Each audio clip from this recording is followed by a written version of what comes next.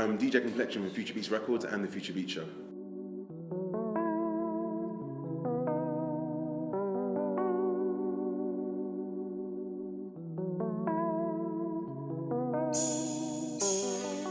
Oh man, I started when I was 16, 17, so it's a while ago. I'm not going to tell you what year that was, because I don't want to tell people how old I am, but I started a long time ago, and I started off doing hip-hop. So I was a DMC kind of battle DJ. Decided to scratch through my legs, behind my back and stuff. So I started off doing hip-hop, moved over to some house for a little while, jungle as well, drum and bass music, and now, yeah, Future Beats, man.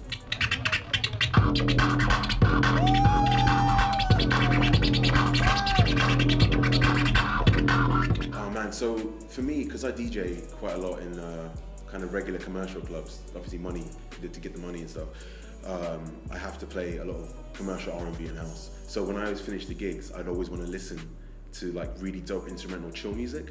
So then I kind of came across this kind of sound, I guess. I don't know how to describe it exactly. And it just basically led on from hearing one artist to another artist to another artist. So I think the first guy I probably heard was a guy called Ferris Mueller. And then I heard, who's the other guy? Lindsay Lohan. And then from Lindsay Lohan I found Sango.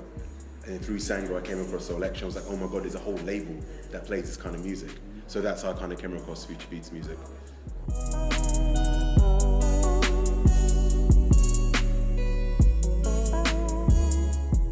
Oh man, see, it's hard, man, because if you listen to my show and you look at my artwork, it's very space kind of related, because I'm a big space fan. So for me, the way I describe it to people is either it's very organic sounding electronic music, or secondly, I just say the easy way, it's the kind of music you listen to if you're floating through space. That's how I kind of describe it. Like, that's what I think of when I listen to it. And the precursor to this sound, that's what you asked, right? Yeah. It's hard as well, man, because there's so many people that were doing this kind of stuff. So I'd say some people like Massive Attack, some early Madonna stuff was very spaced out, very chill. You've got a lot of 90s hip hop, which some stuff is very instrumental. And although it's not future beats per se, I feel like it gives you that kind of sound, or that kind of, it makes you think of, yeah, and that's what I mean. For me, that's more important. It doesn't have to, because if you listen to future beats, it's not just trap, it's not house, it's not R&B. To me, it's a feeling you get from listening to it, or what you imagine listening to it. Yeah. So for me, it's always space. That's what I think of, which is why everything is so space related for me. Yeah, that's why I do that kind of thing.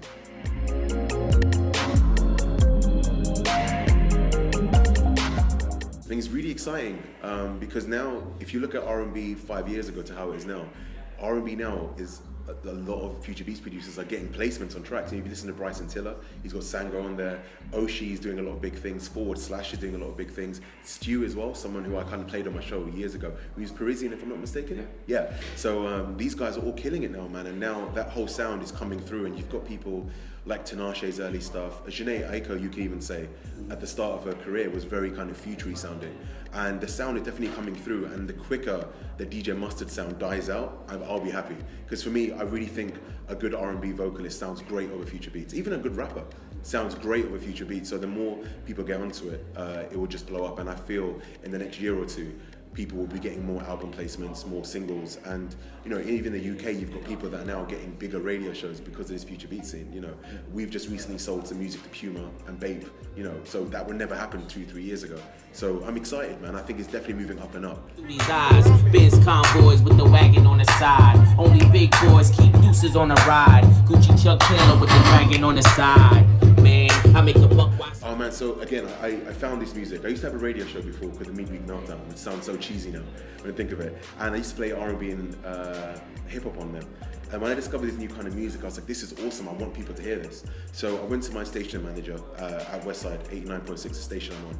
And I kind of said to him, look, I like this new kind of music. I really want to play it on the show. He's like, no, you can't do it. I was like, okay, that's fine. And I did it anyway. So then after the first show... did it by your own? Yeah, I did it on the show. I played it anyway. Okay. And then he was like, right, fine, but you can't keep doing it. I said, okay, I won't do it. So I did it again. And then basically I got like 3 warnings, and I was about to get my final warning to get off the station. And then I kind of sat down with him and said, look at my SoundCloud. I was getting probably 100 plays a month. And now with the Future Beat stuff, I'm getting 300 plays a week. And I was like, you can see there's definitely something happening. So he was like, okay, you can do half of your show as Future Beats. So I said, okay, fine. I did 2 hours anyway. And then that just became, because for me, my whole thing is, my whole mantra in life, I love listening to music and talking to people. Like, I love to kind of meet up with you and say, listen to this new song that I've got, what do you think? And then you tell me what your thoughts. And for me, with the radio show, that's what I do, but with people all over the world. Yeah. And that's amazing. And that's what I wanted to do. I wanted to share music. And at the time, I wasn't fully aware of people like Complexion, Darker Than Wax. So for me, I wanted these people to be heard by more people around the world. So that was the whole idea, was to basically create like a platform where I can play music that I love and support these artists and help them. Because what's happening now in the future beat scene is a lot of people are very young and they have laptops, which is great, so they can make amazing music, but they have no idea how to promote themselves. So I find if I really like an artist, I sit down with them, we work out a plan with my business partner, Yaz. We find an artist, we discuss what they want to do in the future, where they want to go with music, and then we build on that and send them on their way. And that helps people rather than just putting out a song on SoundCloud and hoping for the best. So that's what we're trying to do with the show. So that is an extension of what Future Beats Records became, yeah.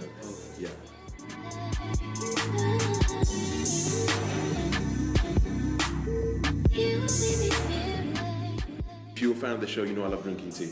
So what I'll do is I'll sit there, I'll pour some green tea or Earl Grey with lemon, and then you're laughing, it's the truth. And I'll sit through my submissions and email, or sometimes I go on SoundCloud and just keep searching and see what comes through. And whatever I like the sound of, I'll just play it. That's simply how it is. I don't sit there and play music just from our own artists on a label or from my friends. If something's good, I want to play it. And my thing is, if say a big artist releases a song on a Monday, I won't play it on my show because the artist doesn't need support from me. I'd rather play a song from someone who's no one's heard of. Because that's what the whole idea of a show is. It's not there to play music that you've already heard. It's to introduce new artists. So yeah, it's just a lot of searching online, man, and going through submissions and emails as well. I get a ton of emails. Our Future Beats Records inbox is probably like on 2,000 to 3,000 unread emails. So it takes a while to go through it all, but we do get there. And that's how I choose the music, man. As long as it fits in with what I love, that's the main thing. Okay, that's your ritual. Yeah, for sure, yeah. I mean, we have so many submissions as well, so it takes so long to go through things, man, but we eventually we'll do it. We get through there, because there's so many great artists, and the thing with them is they might not know how to approach us, but we're very easy to speak to. You just email us, tweet us, and we'll take a listen, and that's basically the way, man.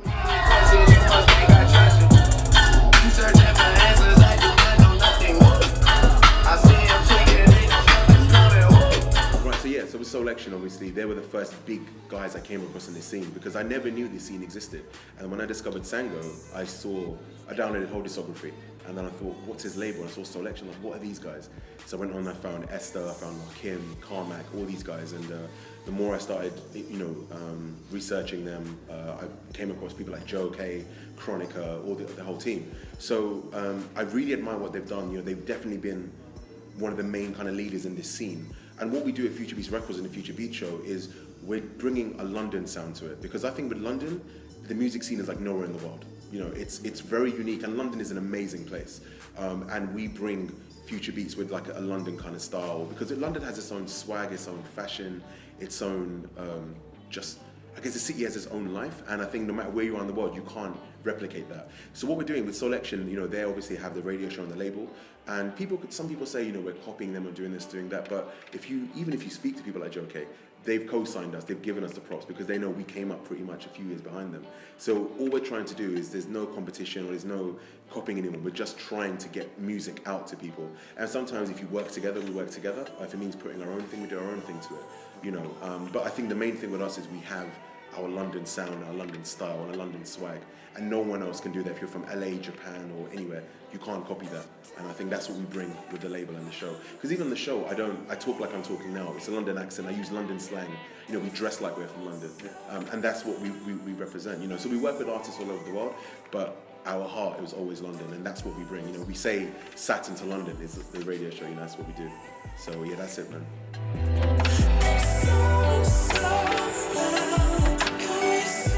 Okay, so influence-wise, I'd say growing up there was a DJ in London called DJ Swing. Incredible DJ. He was a great turntablist and a party rocker, and this is in the vinyl days, before Serato, before CDJs. So I used to listen to him and someone called Funkmaster Flex from New York, yeah. So when I used to listen to these guys, I used to listen to the mixes on cassette tapes, and I tried to work out how they would scratch, because when I was younger, the internet wasn't how it is now. So you couldn't go online and watch how to scratch and videos and things. So I would listen to the cassettes and slowly reverse engineer what they're doing and build my style of those guys. So Funkmaster Flex and DJ Swing, two amazing DJs. DJ Swing unfortunately passed away a few years ago. Luckily I got to DJ with him, and he was an amazing guy.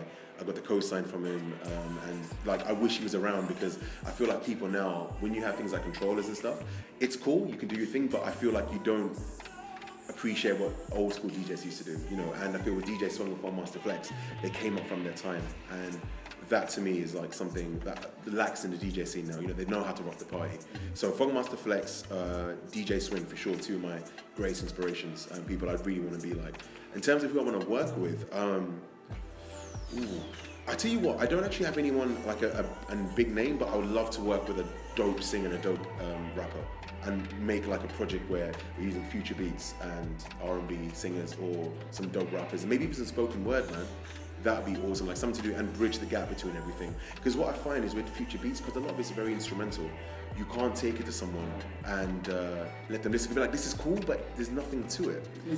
Yeah, you need something. So I think if we can get like a rapper or a singer that really understand the sound, it can be awesome. Because what's happening now, we're getting really ratchet rapper or singers, and they're singing like over like selling drugs and, you know, like going with like mad chicks over like really chill tracks, and for me it doesn't work. I'd rather get someone who really understands where the sound's coming from and build a project with them. That's probably my next goal. So if anyone's out there, man, please hit me up.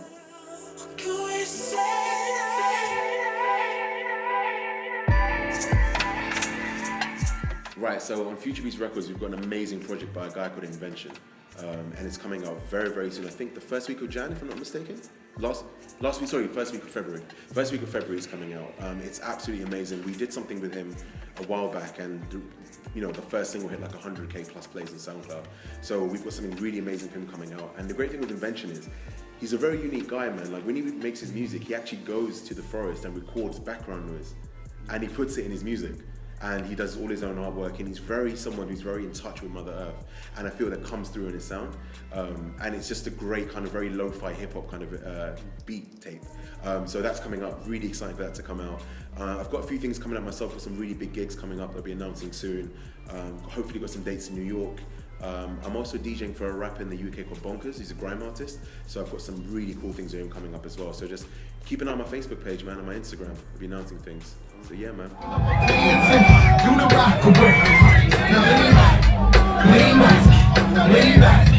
Lean back. I said,